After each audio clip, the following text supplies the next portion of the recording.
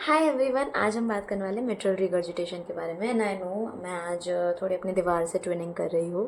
Okay, तो मैं थोड़ा दिख रही हूँ क्योंकि मैं कैमोफ्लेज हो गई हूँ, आई डोंट नो, पर जस्ट ऐसे सुनने की बात है। तो आज हम बात करने वाले मिट्रल रिगर्जिटेशन के बारे में। तो पहले कॉजेज़ की बात कर लेते हैं। कॉज के पहले हम जो है थोड़ा सा एनाटॉमी ऑफ जो वेंट्रिकल है हार्ट का वो जान लेते हैं। तो बेसिकली जो वॉल्व होते हैं, ठीक है, तो हम आज मिट्रल वॉल्व की बात कर रहे हैं, तो मिट्रल वॉल्व को ही हाईलाइट करते हैं। तो मिट्रल वॉल्व जो होता है हमने लेफ्ट एट्रियम और लेफ्ट वेंट्रिकल के बीच का वॉल्व होता है, ठीक है। और मिट्रल वॉल्व की एक बात ये है कि ये बाइकस्पिड होता है। उसके अलावा जो वॉल्व्स होते हैं ना अपने, वो एक फाइबर्स होते हैं, कॉर्डेट टेंडिन है, जिसकी वजह से वो ऐसे डायरेक्शन में रहते हैं, ठीक है। और कॉर्डेट टेंडिन जो होता है ना अपने वेंट्रिकल्स में ना मसल होता है, पैपिलरी मसल, कुछ ऐसे ऐसे पैपिले जैसे ही दिखते हैं, इसलिए उनका नाम पैपिलरी मसल है।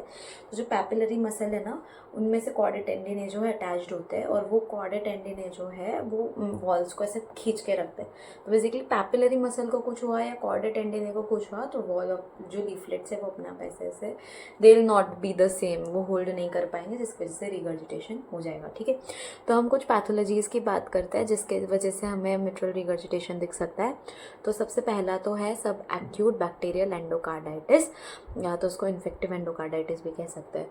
तो इनकी वजह से क्या होता है, बेसिकली अगर कोई बैक्टीरियल एंडोकार्डाइटिस हुआ हो जिसकी वजह से एंडोकार्डियल डैमेज हुआ हो, तो उसके वजह से क्या हो सकता है, हीलिंग के टाइम पे या उसके वजह से ही डैमेज की वजह से पैपिलरी मसल को भी डैमेज हो सकता है और कॉर्डेट टेंडिने को भी डैमेज हो सकता है, और वॉल्स को तो डैमेज हो ही सकता है। तो ऑल इन ऑल इनमें से किसी भी चीज़ का डैमेज हो जिसकी वजह से there is a chordal rupture, chordae tendineae का रप्चर हो जाए, या फिर अपने पैपिलरी मसल का डैमेज हो जाए, या फिर वॉल्वुलर डैमेज ही हो जाए for that matter of fact, तो अपने आप मिट्रल रिगर्जिटेशन उस पेशेंट में हमें देखने मिलेगा। उसके अलावा अगर ऐसे मानो कि अगर कोई इन्फेक्शन का केस है, मायोकार्डियल इन्फेक्शन का केस है, तो मायोकार्डियल इन्फेक्शन में होता क्या है बेसिकली कि हार्ट के जो कोरोनरी आर्टरीज है उनमें ब्लॉकेज हो जाता है कोई भी एरिया में, जिसकी वजह से ब्लड सप्लाई जो है मसल के, हार्ट के मसल को नहीं मिल रहा है जितना उनका रिक्वायरमेंट, उससे कम मिल रहा है, ठीक है। तो जिसकी वजह से वहाँ नेक्रोसिस हो जाएगा और at the end of the day infarct form हो जाएगा, ठीक है, परमानेंट डैमेज हो जाएगा मसल में। तो वो पैपिलरी मसल भी तो हो सकता है जिसमें डैमेज हो because of the decreased amount of blood flow, papillary muscle damage भी हो सकता है। तो पैपिलरी मसल डैमेज हुआ तो बेसिकली वो पुल नहीं कर पाएगा क्योंकि अब उसको ब्लड ही नहीं मिल रहा, तो पूरी तरह खत्म हो चुका।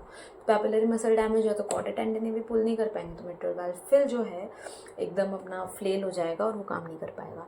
उसके अलावा क्या हो सकता है कि कोई भी ब्लंट ट्रॉमा मतलब हार्ट पे कोई भी चीज़ आके लग रही हो, जैसे कोमोटियो कॉर्डिस बेसिकली एकदम सडन कार्डियक डेथ हो जाता है पर्सन में। मोस्टली हमें ना ये जो MMA वाले फाइटर्स होते हैं या ये जो WWE वाले होते हैं ना, उन केसेस में क्या होता है, अगर मुक्का गलती से भी पंच जो जोर से हार्ट के चेस्ट पे पड़ा तो उसकी वजह से ब्लंट ट्रॉमा के कारण हार्ट जो सडन कार्डियक डेथ हो सकता है, पेशेंट में सडन कार्डियक डेथ से मर सकता है।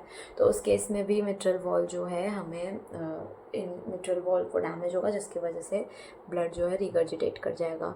उसके अलावा कार्डियक टैम्पोनाड एक है कि कोई अगर ड्राइवर चला रहा है और स्टीयरिंग व्हील उसके छाती पे आके लग गई, जब वो उसने ब्रेक मारा सडनली या वो किसी चीज़ से ठुक गया, तो उसकी वजह से फिर से ब्लंट ट्रॉमा चेस्ट पे होगा, जिसकी वजह से पेरिकार्डियल सैक में पूरा ब्लड जो है भर चुका, जिसकी वजह से हार्ट अब इतना अच्छे से पंप नहीं कर पाएगा। तो उस केस में भी हमें मिट्रल रिगर्जिटेशन दिख सकता है, ठीक है। इसके अलावा में और क्या हो सकता है, तो अगर फ्लेल जो है अपना फ्लेल वॉल्व हो या कॉर्डल रप्चर हो बेसिकली, यानी कॉर्डेट टेंडिने का रप्चर हो जाए या वॉल्व ही फ्लेल हो जाए, तो उन केसेस में भी हमें देखने मिलेगा। तो हमने जो भी डिस्कस करे वो भी मतलब कह सकते हैं, जैसे इन्फेक्टिव एंडोकार्डाइटिस हो गया, सब एक्यूट वाला हो गया, इंजरी हो गई, blood trauma, papillary muscle damage हो गया इन्फेक्शन की वजह से, इवन रोमैटिक फीवर में क्या होगा, एशकॉफ नोड्यूल्स जो है वो अगर कॉर्डेट टेंडिने में फॉर्म हो गए, ठीक है, पैपिलरी मसल में फॉर्म हो गए for that matter of fact, फिर से कॉर्डेट टेंडिने जो है वो डैमेज हो जाएंगे या पैपिलरी मसल डैमेज हो जाए, जिसकी वजह से फिर से उसको मिट्रल रिगर्जिटेशन हो सकता है। उसके अलावा मैं बात करिए तो और क्या कर सकते हैं, तो देखो, एक तो हो सकता है कि उस पर्सन को मिट्रल वॉल प्रोलैप्स हो। तो मिट्रल वॉल प्रोलैप्स के बारे में हम आगे बात करेंगे। मिट्रल वॉल प्रोलैप्स बेसिकली होता क्या है, तो इसको बार्लो सिंड्रोम या फ्लॉपी वॉल सिंड्रोम भी कहते हैं। तो मिट्रल वॉल प्रोलैप्स में क्या होता है, बेसिकली जो कॉर्डा टेंडिन है और पैपिलर मसल है, बेसिकली उन वो डिफेक्टिव होता है, जिसकी वजह से जो वॉल्व होता है अपना मिट्रल वॉल वो प्रोलैप्स हो जाता है।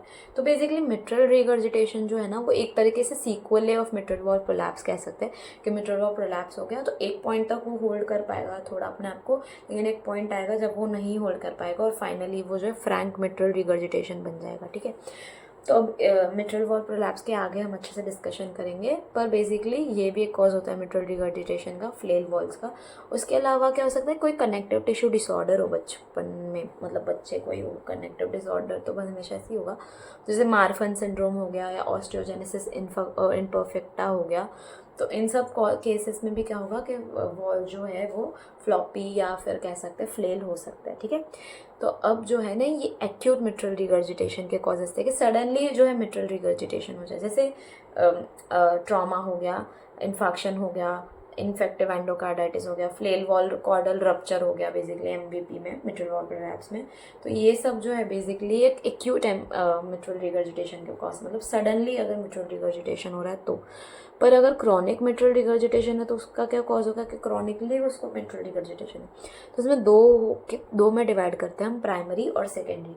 तो प्राइमरी में क्या होगा, प्राइमरी में बेसिकली ये होगा कि जो अपना कॉर्डा टेंडिन है, पैपिलर मसल है या वॉल्व है, उसको ही डायरेक्ट डैमेज हो रहा है। ठीक है, तो डैमेज की वजह से पैपिलर मसल डैमेज हो गया या वॉल डैमेज हो गया, कॉर्डा टेंडिन में डैमेज हो गया, कॉर्डल रप्चर हो गया, तो इन सब की वजह से ही जो है इसमें जो है मिट्रल रिगर्जिटेशन देखने मिलेगा।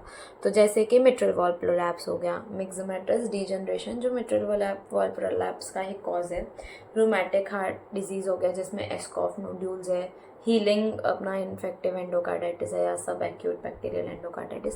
तो इन सब की वजह से बेसिकली उसको मिट्रल रिगर्जिटेशन होगा क्रॉनिक केसेस। ठीक है, अब हम बात करते हैं सेकेंडरी वाले केस की। प्राइमरी तो हो गया, अब सेकेंडरी कॉज क्या हो सकता है, तो सेकेंडरी में आते हैं बेसिकली वो कॉजेज जिसकी वजह से जो मिट्रल वॉल्व है ना, वॉल्व के अंदर कोई डिफेक्ट नहीं है पर जो उनका एन्यूलस है वो बढ़ गया। ठीक है, तो समझो ये एक एन्यूलस है, ठीक है, और इधर से एक वॉल्व है और इधर से एक वॉल्व है। ठीक है, तो दो वॉल्व ऐसे है और ये एक पूरा एन्यूलस है। ठीक है, तो नॉर्मली हमने प्राइमरी कॉज क्या पढ़ा कि वॉल्व में ही डैमेज हो रहा है जिसकी वजह से ब्लड पूरा फ्लो हो जाता है because of the chordae tendineae holding them, या तो पैपिलरी मसल डैमेज या तो वॉल्व में कोई डैमेज हो रहा है basically. Okay, but in case में क्या होगा, वॉल एकदम परफेक्ट है, वॉल को कुछ नहीं हो, पर जो ये एन्यूलस है वो ही डायलेट हो गया। ठीक है, ये जो सर्कल है जिसमें वॉल्व है बेसिकली, वो सर्कल ही बड़ा हो गया। तो एन्यूलस ही बड़ा हो गया तो वॉल्व की गलती नहीं है, पर अब वो एन्यूलस ही बड़ा हो गया तो ब्लड अपने आप ही बाहर रिगर्जिटेट हो जाएगा। तो ये सब उन कॉजेज में दिखने मिलेगा जिसमें वेंट्रिकुलर हाइपरट्रोफी हो रही है बेसिकली। ठीक है, तो ये किस किस में देखने मिल सकता है, तो इस्चेमिक कार्डियोमायोपैथी एक हो गया कि इस्चेमिक कार्डियोमायोपैथी की वजह से डायलिटेशन हो गया मिट्रल एन्यूलस का। उसके अलावा dilated cardiomyopathy because ventricular enlargement हो रहा है, डायलिटेशन हो रहा है, जिसकी वजह से एन्यूलस बड़ा हो गया। ठीक है, उसके अलावा हमें ये देखने मिल सकता है हाइपर ऑब्स्ट्रक्टिव कार्डियोमायोपैथी HOCM में। ठीक है, तो ये सब कॉजेज में जो है ना हमें जो है डायलिटेशन ऑफ एन्यूलस देखने मिलेगा। ठीक है, तो इसको बेसिकली हम बहुत ईजिली डायग्नोज कर सकते हैं। तो अगर हमने ट्रांसथोरेसिक इकोकार्डियोग्राफी देखा और उसमें एन्यूलस जो है डायलेटेड दिखा तो समझ आने का कि ये सेकेंडरी मिट्रल रिगर्जिटेशन है क्रॉनिक कॉज वाला। ठीक है, फिर अब हम बात करते हैं नेक्स्ट के मिट्रल रिगर्जिटेशन में हो क्या रहा है बेसिकली। ठीक है, कॉजेज वॉजेज पढ़ लिए पर पता नहीं है क्या हो रहा है, पता है क्या हो रहा है, लेफ्ट एट्रियम और लेफ्ट वेंट्रिकल के बीच में जो मिट्रल वॉल्व है उनका जो ये हो गया जिसकी वजह से वेंट्रिकल से ब्लड जो है एट्रियम में पहुंच रहा है, जबकि नॉर्मली ऐसा नहीं होता। नॉर्मली क्या होता है, एट्रियम से ब्लड एओर्टा में जाता है, लेफ्ट वेंट्रिकल से ब्लड एओर्टा में जाता है बेसिकली। ठीक है, जब वो कॉन्ट्रैक्ट करता है क्योंकि जो मिट्रल वॉल्व है पूरी तरह क्लोज होता है, बट इस केस में क्या होगा कि मिट्रल वॉल्व क्लोज नहीं हो पाएगा जिसकी वजह से ब्लड जो है एओर्टा के साथ साथ एट्रियम में भी चला जाएगा, जिसकी वजह से एक तो बॉडी को कम ब्लड मिलेगा बिकॉज एओर्टा में कम ब्लड जा रहा है, दूसरा क्या होगा कि एट्रिया पे जो है लोड ज़्यादा बढ़ जाएगा, तो एट्रिया पे भारी जो भरकम जो है वो आ जाएगा। ठीक है, तो बेसिकली कुछ पॉइंट्स है इसके जो हम डिस्कस करते हैं, तो बेसिकली क्या होता है कि हम सीवियर मिट्रल रिगर्जिटेशन कब कहते हैं कि मिट्रल रिगर्जिटेशन जो है बहुत सीवियर हो गया है, जब रिगर्जिटेंट वॉल्यूम जो है, मतलब लेफ्ट वेंट्रिकल से लेफ्ट एट्रियम में वॉल्यूम ऑफ ब्लड 60 ml पर बीट जा रहा है, मतलब एक बीट में 60 ml जा रहा है। और नॉर्मली हमने पढ़ा है स्ट्रोक वॉल्यूम नॉर्मल होता है 80 ml पर बीट, ठीक है। तो 80 ml ऑफ ब्लड जो एओर्टा में जाना चाहिए, उसमें से अगर 60 ml ऑफ ब्लड तुम इमेजिन कर लो अगर एट्रिया में जा रहा है वापस, तो 20 ml ऑफ ब्लड ही है जो बॉडी को मिल रहा है। उसके अलावा एट्रिया पे कितना लोड आ रहा है कि उसके अंदर 60 ml ऑफ ब्लड वापस चला जा रहा है पर बीट, ठीक है। तो बेसिकली अगर हुआ तो सीवियर MR है। उसके अलावा फ्रैक्शन, अगर हमारे पास रिगर्जिटेंट वॉल्यूम नहीं पर रिगर्जिटेंट फ्रैक्शन है, तो रिगर्जिटेंट फ्रैक्शन अगर हमारे पास 0.5 से ज़्यादा है, 0.5 नहीं, हाफ ऑफ द अमाउंट, तो फिर हम उसे सीवियर मिट्रल रिगर्जिटेशन मानते हैं, ठीक है। तब हम बात करते हैं जो साइंस और सिम्टम्स होंगे उसकी। तो सिम्टम्स क्या होंगे पेशेंट को, तो पेशेंट जो है प्रेजेंट किसके साथ करेगा, तो एक तो उसको ऑर्थोअपनिया होगा। अब जस्ट इमेजिन करो लेफ्ट वेंट्रिकल से लेफ्ट एट्रियम में इतना सारा ब्लड जा रहा है, तो लेफ्ट एट्रियम से वो सारा ब्लड जाएगा पल्मोनिक अपने ट्री में, ठीक है, क्योंकि थ्रू द पल्मोनरी वेन्स, ठीक है, क्योंकि एट्रिया में ब्लड इतना ओवरलोड हो जाएगा कि अब आधा जो ब्लड है वो आ ही नहीं पाएगा एक पॉइंट पे, तो वो पल्मोनरी इडीमा कॉज करेगा। तो पल्मोनरी इडीमा जो होगा उस कंपोनेंट की वजह से उस पर्सन को ऑर्थोपनिया होगा। ऑर्थोपनिया के मतलब क्या, कि जब वो लेटेगा तो ब्लड जो है इवनली डिस्ट्रीब्यूट हो जाएगा लंग्स में सारे, तो लंग्स में ना वो एयर का वो बचेगा ही नहीं, एयर फ्लो, या कह सकते हैं between the alveolar and the artery जो है, जो अपना एक्सचेंज ऑफ गैस है वो हो ही नहीं पाएगा, जिसकी वजह से उसको ऑर्थोपनिया होगा। उसके साथ साथ उसको एक्सर्शन पे जो है अपने फटीग होगा, तो फटीग ऑन एक्सर्शन, तो ये क्यों होगा बेसिकली, तो तुम सोचो खुद ही कि तुम्हारा 80 ml ऑफ ब्लड जो नॉर्मली तुम्हारा एओर्टा में जाना चाहिए, उसमें से हाफ ऑफ द ब्लड या some amount of blood even अगर वापस एट्रिया में चला जा रहा है, तो तुम्हारे बॉडी को जितना ब्लड चाहिए था उससे कम मिल रहा है अब, ठीक है। तो तुम्हारे बॉडी को अब कम ब्लड मिलेगा, तो even if you want to do something your body won't able to do it, you will get fatigued, because तुम्हारी बॉडी में उतना ब्लड जा ही नहीं पा रहा है, जिसकी वजह से तुम्हारी बॉडी जो है उतने उससे काम नहीं कर पाएगी जो वो इनिशियली कर पाती थी, ठीक है। तो जिसकी वजह से उसको फटीग होगा ऑन एक्सर्शन। उसके अलावा उसको पैरोक्सिस्मल नॉक्टर्नल डिस्पनिया होगा बिकॉज ऑफ दी पार्ट के उसको पल्मोनरी इडीमा कंपोनेंट है, एज वेल एज उसको लेफ्ट वेंट्रिकुलर फेलियर होगा। तो लेफ्ट वेंट्रिकुलर फेलियर की वजह से उसको पैरोक्सिज्म्स आएंगे, रात को वो उठेगा विथ डिस्पनिया, और जब वो बैठ जाएगा तो उसको बेटर लगने लगेगा, ठीक है। तो लेफ्ट वेंट्रिकुलर फेलियर हो क्यों रहा है बेसिकली, बिकॉज ब्लड जो है वो हार्ट से बाहर निकल ही नहीं पा रहा है, वो वापस हार्ट में सर्कुलेट होते जा रहा है, ठीक है। एट्रिया में जाएगा, एट्रियम से वापस वेंट्रिकल में आएगा, वेंट्रिकल से वापस एट्रिया में जा रहा है, ठीक है। तो हार्ट फेल हो जाएगा। उसके अलावा ये तो हो गए कि पेशेंट क्या सिम्टम्स से आएगा। उसके अलावा उसको ऐसा भी हो सकता है कि उसको राइट साइडेड फेलियर हो गया because of the left side basically, तो मतलब कंजेस्टिव हार्ट फेलियर हो गया इन जनरल, तो उसको एंकल ईडिमा तक भी हो सकता है कि उसको पीडल ईडिमा हो जाए, ठीक है। उसके अलावा हम बात करते हैं कि साइंस हमें क्या मिलेंगे, मतलब हम जब पेशेंट को देखेंगे तो हमें क्या क्या मिलेगा। तो एक तो पेशेंट में हमें जो है हमें हिपैटोमेगैली मिलेगी, ठीक है, कि पेशेंट का जो है अगर उसको राइट साइडेड फेलियर भी हो गया, मतलब कंजेस्टिव हार्ट फेलियर हो गया इन जनरल, तो उसका जो लिवर होगा वो बड़ा हो गया होगा। उसके अलावा जो है हमें क्या मिलेगा, तो एक तो लिवर हिपैटोमेगैली हुआ। उसके अलावा हमें ना उसका ब्लड प्रेशर जो है लो या नॉर्मल कह सकते हैं, पर लो हो गया होगा उसका ब्लड प्रेशर। तो लो क्यों हुआ होगा ब्लड प्रेशर बेसिकली, तो ब्लड प्रेशर लो इसलिए हुआ होगा क्योंकि जो ब्लड है एओर्टा में उतना जा ही नहीं पा रहा है।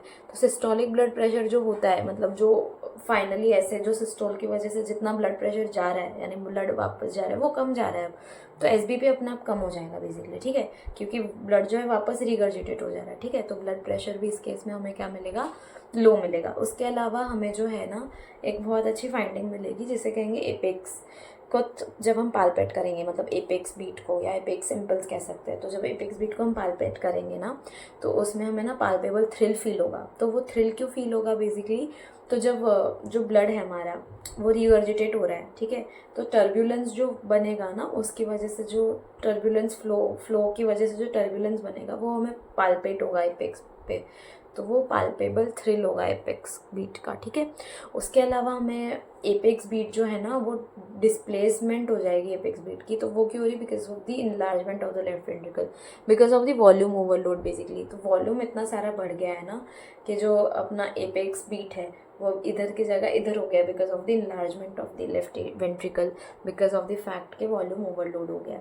उसके अलावा हमें हाइपर डायनेमिक एपेक्स बीट मिलेगा। हाइपर डायनेमिक क्यों, because again because of the turbulence, के इतना टर्ब्यूलेंस जो होगा हार्ट वैसे कॉन्ट्रैक्ट करेगा, आधा ब्लड इधर जाएगा, तो वो उसकी वजह से जो है हमें जो है हाइपर डायनेमिक एपेक्स बीट मिलेगी, ठीक है। उसके अलावा एक और फाइंडिंग है जो हमें मिलेगी, वो है इस केस में हमें रेज्ड जेवीपी मिलेगा। तो रेज्ड जेवीपी क्यों मिलेगा इस केस में हमें, तो इमेजिन करो कि तुम सोचोगे तो राइट वेंट्रिकुलर फेलियर का ही तो पार्ट होता है रेज्ड जेवीपी, तो ये मिट्रल रिगर्जिटेशन लेफ्ट वेंट्रिकल का और लेफ्ट एट्रियम का पार्ट है, तो इसमें क्यों होगा।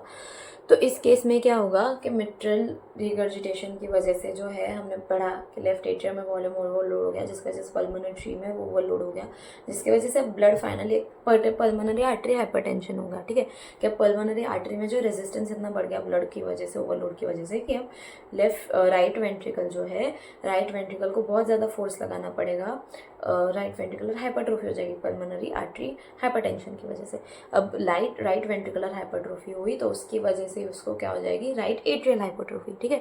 और राइट एट्रियल हाइपरट्रोफी हो गई तो जब एट्रियल सिस्टोल होगा तो वो इतने जोर से होगा, इतने फोर्स में होगा कि ए वेव जो हमें दिखेगा वो एकदम लार्ज जायंट ए वेव दिखेगा हमें, क्योंकि एट्रियल हाइपरट्रोफी हो गई induced due to the pulmonary artery hypertension, which in short was due to the mitral regurgitation because of the atrial overload, ठीक है। तो इसकी वजह से जो है जेवीपी भी हमें एलिवेटेड मिलेगा। तो क्या क्या मिलेगा, जेवीपी एलिवेटेड मिलेगा, ब्लड प्रेशर नॉर्मल या लो हो सकता है। उसके अलावा हमें एपेक्स थ्रिल पाल्पेट होगी, एपेक्स इम्पल्स डिस्प्लेस दिखेगा, एपेक्स बीट डिस्प्लेस दिखेगी, और जो है हमारा हाइपरडायनेमिक एपेक्स बीट हमें मिलेगा, ठीक है। उसके अलावा अब हम वर्कअप की बात करते हैं कि जब हम पेशेंट को देखेंगे, चेक करेंगे उसका, तब सब चेकअप वेकअप करेंगे तो हमें क्या क्या चीज़ें दिखने मिलेगी, ठीक है। फाइंडिंग्स क्या क्या होगी, तो एक तो हम क्या वर्कअप कर सकते हैं, तो एक हम एक्सरे कर सकते हैं चेस्ट का, फाइंड आउट करने के लिए कि आखिर में पेशेंट को जो है हुआ क्या, ठीक है। तो चेस्ट एक्सरे में एक तो हमें इसमें क्या मिलेगा, just due to mitral regurgitation का फैक्टर। तो मिट्रल रिगर्जिटेशन सोलली की वजह से हमें क्या मिलेगा, तो इस केस में क्या होगा कि वॉल्यूम ओवरलोड हो गया है ना, तो लेफ्ट वेंट्रिकल से ब्लड इतना जो लेफ्ट एट्रियम में जा रहा है, तो लेफ्ट एट्रियम में इतना सारा ब्लड अक्यूमुलेट हो गया, तो लेफ्ट एट्रियल इनलार्जमेंट हो गया ना, बेसिकली लेफ्ट एट्रियम बहुत बढ़ गया। तो उसकी वजह से चेस्ट एक्सरे में हमें दो बहुत ही ऐसे कह सकते क्लासिकल साइंस मिलेगी। तो एक साइन है वॉकिंग मैन साइन। तो वॉकिंग मैन साइन में बेसिकली होता क्या है, तो यहाँ ज़रा देखो कि ये इमेज में एक्सरे में दिख रहा है कि अब जो हमारा ब्रोंकस होता है ना, राइट ब्रोंकस और लेफ्ट ब्रोंकस लंग का, तो वो जब बाइफर्केट होता है तो उस टाइम पे एक एंगल बनता है जिसको कहते हैं करीनल एंगल या करीना। तो करीनल एंगल जो होता है ना, बेसिकली वो नॉर्मली होता है 60 डिग्रीज जितना, ठीक है। मतलब वेरी कर सकता है 40 to 70 ऐसे, या 50 to 80, बट नॉर्मली हम एवरेज मानते हैं कि 60 डिग्री का एंगल होता है उसका। पर अब इस केस में क्या होगा कि करीना के जस्ट ऐसे समझो, करीना कपूर नहीं अपना एंगल, करीनल एंगल के जस्ट जो इंफीरियरली लोकेटेड होगा हमारा लेफ्ट एट्रियम, तो लेफ्ट एट्रियम इनलार्ज होगा ना, तो बेसिकली ये करीना है और ये ऐसे ऐसे समझो, ये करीना है और ये लेफ्ट एट्रियम, ये इनलार्ज हो गया तो ये एंगल जो है बढ़ जाएगा, ठीक है। तो लेफ्ट एट्रियल एनलार्जमेंट की वजह से करीनल एंगल जो बढ़ गया, उसकी वजह से एक साइन मिलती है जिसे कहते हैं वॉकिंग मैन साइन। तो जैसे देख रहे हो ना, एक आदमी से चल रहा हो ना, उसके दो पैर ऐसे ऐसे दिखेगा, ठीक है, बिकॉज ऑफ द डिस्प्लेसमेंट। तो ये lateral aspect of the lateral side of the chest हम जब एक्सरे लेंगे ना, एपी व्यू में, लेटरल व्यू में, तब हमें दिखेगा कैसे करीना जो है। तो नॉर्मली हमें लेटरल व्यू में ऐसे ही दिखेगा करीना, ऐसे, ठीक है। वैसे मैं बोला एंटीरियरली तो ऐसे ही दिख रहा है ना, तो वॉकिंग मैन ही एंटीरियरली लेटरली ऐसे दिखेगा ना करीना, दोनों एक ही प्लेन में लाई करें, पर एट्रियल एनलार्जमेंट की वजह से ऐसे हो गया, तो जिसकी वजह से हमें वॉकिंग मैन साइन दिखेगा, ठीक है। उसके अलावा हमें एक और फाइंडिंग कैरेक्टरिस्टिक एक्सरे में दिखेगी जिसे कहते हैं डबल एट्रियल शैडो या डबल एट्रियल कॉन्टोर। तो बेसिकली इस केस में क्या हो रहा है, लेफ्ट एट्रियल इनलार्जमेंट की वजह से जो है राइट एट्रियल भी जो है डिस्प्लेस हो रहा है, ठीक है। तो लेफ्ट एट्रियल इतना इनलार्ज हो गया कि राइट एट्रियल डिस्प्लेस हो गया, जिसकी वजह से दो दो अलग अलग शेडो दिख रही है। तो जैसे इसमें दिख रही है ना, लेफ्ट एट्रियम राइट एट्रियम, ठीक है, ये दोनों ऐसे हैं, सपोज हार्ट बन गया तो लेफ्ट एट्रियम है राइट एट्रियम है, पर लेफ्ट एट्रियम इतना बढ़ गया कि उसने राइट एट्रियम को डिस्प्लेस तो कर दिया, उसके साथ साथ राइट एट्रियम को ओवरटेक भी कर लिया ऐसे। तो जिसकी वजह से बेसिकली दो एट्रिया के शैडो दिखेंगे हमें एक्सरे में, जैसे इसमें दिख रहा है, ठीक है। उसके अलावा हम सीटी रेशियो जब देखेंगे, यानी कार्डियोथोरैसिक रेशियो, यानी हमारा थोरैसिक कैविटी जो है उसमें हमारा कार्डियक पार्ट जो है वो कितना अमाउंट ऑफ जो है यूज़ कर रहा है थोरैक्स को बेसिकली, ठीक है। तो थोरैक्स में से कार्डियक का कितना रेशियो, उसको कार्डियोथोरैक्सिक रेशियो कहते हैं। तो नॉर्मल जो होता है ना 50 या 0.5 में हम बोलते हैं रेशियो है ना, तो 0.5 से कम जो है वो स्पेस ऑक्यूपाई करेगा। तो सीटी रेशियो अगर 0.5 से ज़्यादा गया तो उसको हम कहते हैं इंक्रीज्ड कार्डियोथोरैसिक रेशियो। तो इस केस में क्या होगा, ये तो मैं नॉर्मल एक्सप्लेन करने के लिए रखा था ये डायग्राम, इसको मत रिलेट करना इससे। इसमें मैं बस ये बताना चाह रही थी कि कार्डियक और थोरैसिक का रेशियो हम ऐसे मेजर करते हैं और देखते हैं कि वो रेशियो जो है 0.5 से कम है कि नहीं, ठीक है। पर इस केस में क्या होगा, because of the enlargement of the ventricle as well as the atrium, the CT ratio will get increased, ठीक है। तो 0.5 से ज़्यादा हो जाएगा, ठीक है। उसके अलावा दूसरी फाइंडिंग क्या है, तो ईसीजी हम चेकअप करेंगे। तो ईसीजी में हमें क्या मिलेगा इसमें, तो ईसीजी में हमें जो है इसमें पी मिट्रैल मिलेगा। तो पी मिट्रैल मतलब क्या, तो पी वेव जो होता है ना हमारा ईसीजी का, तो जब हमने ईसीजी का डिस्कशन किया था तो हमने बात की थी पी वेव के बारे में, कि पी वेव का जो नॉर्मल ड्यूरेशन होता है ना वो 3 स्मॉल बॉक्सेस होता है, यानी कह सकते हैं 120 मिली सेकेंड्स, ठीक है। तो 120 मिली सेकेंड्स जो होता है नॉर्मल पी वेव का जो है वो होता है, ठीक है, कि वो कितना अमाउंट है, ठीक है। पर पी मिट्रैल में क्या हो रहा है, वो बढ़ जा रहा है, ग्रेटर देन 120 मिली सेकेंड्स आएगा पी मिट्रैल में। तो ये ऐसा क्यों हो रहा है, it is because of the fact कि लेफ्ट एट्रियल जो है एनलार्जमेंट हो रहा है। तो बेसिकली कंडक्शन जो होता है ना, हमें पता है कि कंडक्शन के टाइम पे जो है ऐसे नोड के फाइबर्स ए बी नोड पे जाएंगे, फिर वहाँ से वो वेंट्रिकल में जाएंगे थ्रू बंडल ऑफ हिस। तो इस केस में क्या होगा कि कंडक्शन को टाइम लगेगा because of the enlargement of the atria. तो लेफ्ट एट्रिया इतना इनलार्ज हो रहा है जिसकी वजह से उसको पूरा ट्रैवल करके इधर जाएगा तब तक बहुत टाइम लग जाएगा, ऐसे नोड से ए बी नोड में जाएगा तब तक। तो इसलिए इसका पी वेव जो है लेंथ ही आएगा 120 मिली सेकेंड्स, जिसलिए इसको पी मिट्रैल कहते हैं, ठीक है। तो ईसीजी फाइंडिंग भी हो गई, चेस्ट एक्सरे भी होगा। तीसरा इन्वेस्टिगेशन हम करते हैं ट्रांस थोरैसिक इकोकार्डियोग्राफी। तो ये काइंड ऑफ एक इन्वेस्टिगेशन ऑफ चॉइस है, क्योंकि तुमने ये कर लिया तो तुम्हें पता ही चल जाएगा कि जेट ऑफ ब्लड तुम्हें ना ऐसे मूव होते हुए दिखेगा from the left ventricle into the left atria. तो ये तो तुम्हें पता ही चल जाएगा कि ये मिट्रल रिगर्जिटेशन है, क्योंकि लेफ्ट वेंट्रिकल से ब्लड जो है लेफ्ट एट्रिया में जा रहा है, ना कि एओर्टा में। तो जेट ऑफ ब्लड तुम्हें मूव करते हुए दिख जाएगा ट्रांस थोरैसिक इकोकार्डियोग्राफी। उसके अलावा बहुत ही ज़्यादा इंपॉर्टेंट है जो इस केस के लिए, वो क्या है, तो वो है ऑस्कल्टेटरी फाइंडिंग। तो जब मैं सबसे पहले इन सब चीज़ों को छोड़ के मैं क्या करूँगी, ऑस्कल्टेट करूँगी, ठीक है। तो ऑस्कल्टेटरी फाइंडिंग इस केस में क्या आएगी, तो इस केस में जो है ऑस्कल्टेटरी फाइंडिंग, एक तो हमें S1 जो है सॉफ्ट सुनाई देगा। तो हमने पहले भी कल इस बारे में डिस्कशन किया था कि मिट्रल वॉल्व और ट्रैकोस्पिरल वॉल्व का क्लोजर जो है उसकी वजह से हमें S1 सुनाई दे रहा है, ठीक है। तो कल हमने जब सॉफ्ट S1 की बात करी थी तो हमने क्या बात करी थी कि S1 जो है वो मिट्रल रिगर्जिटेशन में क्या हो जाएगा कि मिट्रल वॉल्व जो है वो क्लोज ही नहीं हो पाएंगे ना, बिकॉज ब्लड ही पूरा फ्लो कर जा रहा है वापस से, ठीक है। तो जिसकी वजह से मिट्रल वॉल्व का क्लोजर ही नहीं होगा, जिसकी वजह से हमें सॉफ्ट S1 सुनाई देगा, ठीक है। सॉफ्ट S1 के अलावा हमें S2 जो है उसमें स्प्लिटिंग सुनाई देगी। तो स्प्लिटिंग का मतलब क्या बेसिकली, तो हमने पहले बात करी थी एओर्टिक वॉल और पल्मोनिक वॉल के क्लोजर में 30 मिली सेकेंड्स का गैप होता है, ठीक है। तो aortic valve closes earlier than the pulmonic valve, ठीक है। तो अब इस केस में क्या होगा कि there will be wide variable split S2।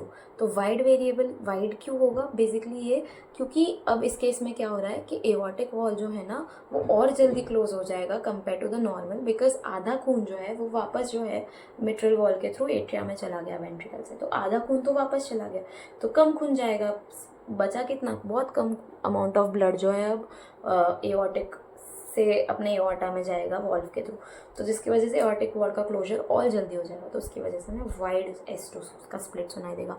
उसके अलावा वेरिएबल क्यों, क्योंकि हमने पहले पढ़ा था कि इंस्पिरेशन के टाइम पे और एक्सपिरेशन के टाइम पे जो है हमारा जो P का वेव कंपोनेंट है वो वेरिएबल होते रहता है, ठीक है। उसके अलावा हमें क्या सुनाई देंगे, तो मरमर सुनाई देंगे। तो murmur is the topic which I think nobody likes, किसी को बात करना नहीं पसंद मरमर के बारे में, क्योंकि कितना ही मरमर के पढ़े, वर्ड प्ले, तो कितना ही मरमर के पढ़ेंगे पता ही नहीं चलेगा ना, क्योंकि कभी डायस्टोलिक है, कभी सिस्टोलिक है, कभी अर्ली है, कभी मिड है, कभी लेट है। पर हम ट्राई करेंगे कि जो पैथोलॉजी है उसके हिसाब से हम मरमर को याद करने की कोशिश करें, so that it becomes a bit easy for you to imagine कि वो मरमर ऐसा हो क्यों रहा है, ठीक है। तो इस केस में ना 3 पैथोलॉजीज़ पढ़ेंगे हम। एक होगी एक्यूट मिट्रल रिगर्जिटेशन की बात करेंगे कि मिट्रल रिगर्जिटेशन जो है सडनली हुआ है, ठीक है। क्रोनिक मिट्रल रिगर्जिटेशन की बात करेंगे कि over a period of time mitral regurgitation है, ठीक है। और तीसरे हम बात करेंगे मिट्रल वॉल्व प्रोलैप्स की। Mitral valve prolapse is basically the first one which we should discuss, because mitral valve prolapse के ही सीक्वल में आता है मिट्रल रिगर्जिटेशन के।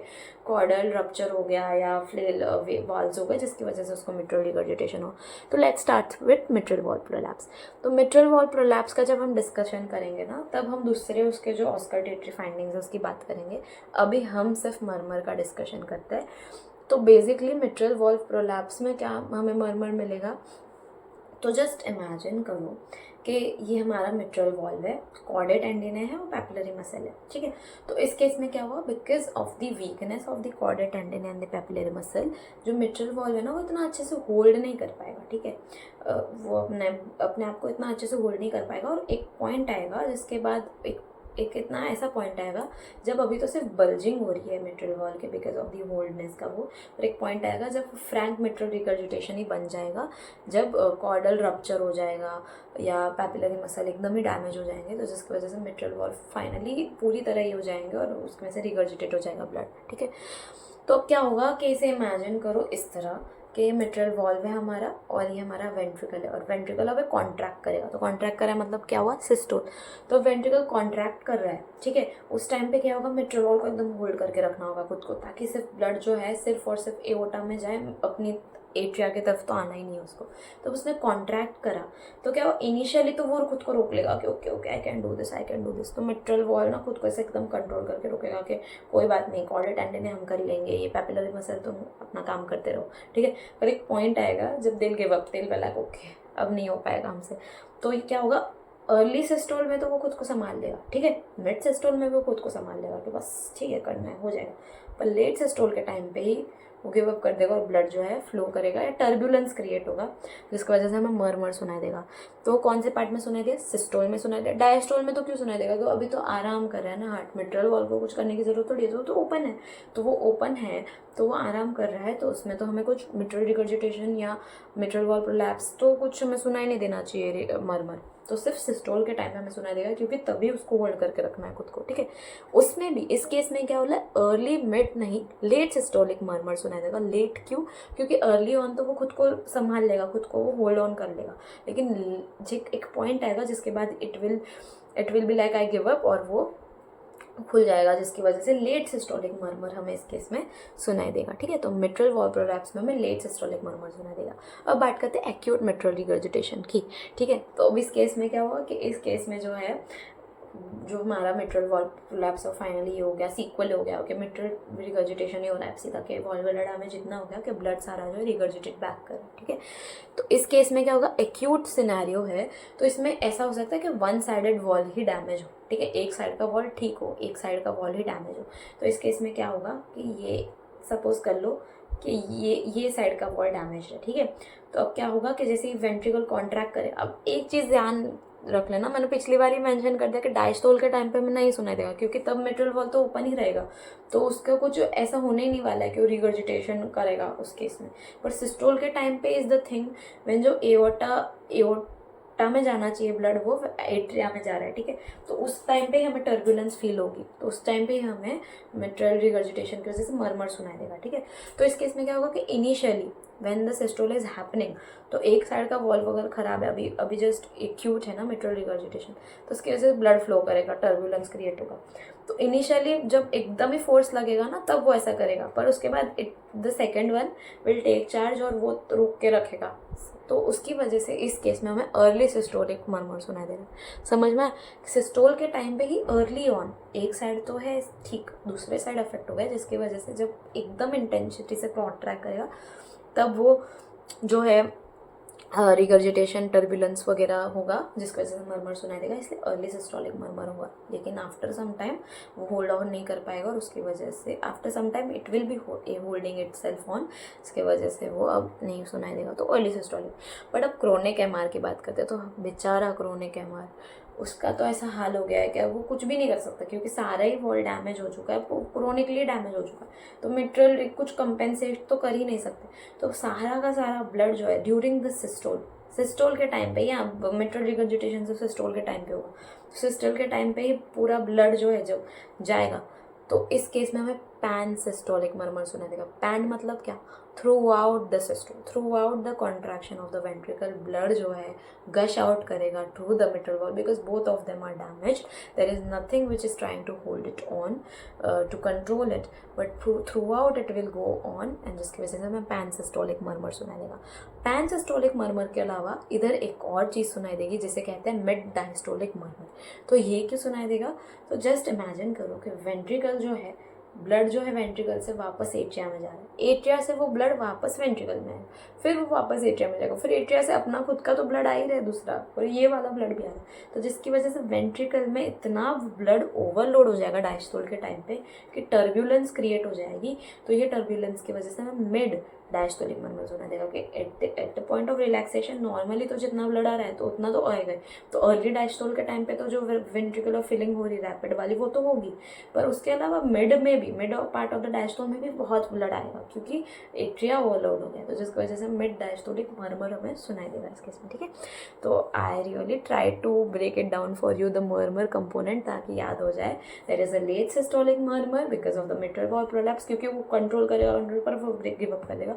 There will be early systolic murmur due to the acute mitral regurgitation because एक side अभी भी ठीक है तो वो कंट्रोल कर लेगी, बट क्रोनिक एमआर में तो क्या होगा, दोनों पूरे वॉल्व भी खराब हो चुका है, जिसकी वजह से जो है pan systolic murmur as well as early mid diastolic murmur हमें सुना देगा। ठीक है, उसके अलावा हम ट्रीटमेंट की बात करते हैं, तो ट्रीटमेंट में बेसिकली क्या हो रहा है, तो अगर हमें मैनेज करना है पेशेंट को, वो पेशेंट किसके साथ आएगा, वो left ventricular failure, acute pulmonary oedema के साथ आएगा मिट्रल रिगर्जिटेशन की वजह से, इसलिए इस केस में हम फ्यूरोसमाइड देंगे ताकि हम पल्मोनरी एडीमा कंपोनेंट जो है उसको कम कर देंगे। ठीक है, उसके अलावा फ्यूरोसमाइड देने के अलावा हम इस पेशेंट को जो है सोडियम नाइट्रोक्लोराइड देंगे, बिकॉज हार्ट का जो है एटलीस्ट वेसल्स जो है डायलेट हो जाए, ताकि हार्ट पे लोड कम आए, रेजिस्टेंस जो है उसके अगेंस्ट उसको कम काम करना पड़े, तो इजी हो जाएगा हार्ट के लिए थोड़ा। ठीक है, फिर उसके अलावा जो है मिट्रल वॉल की बात करते हैं कि मेन कॉज तो वो है, पेशेंट को हमने हैंडल कर लिया, पर अब मेन कॉज तो मिट्रल वॉल खुद ही खराब है इस केस में।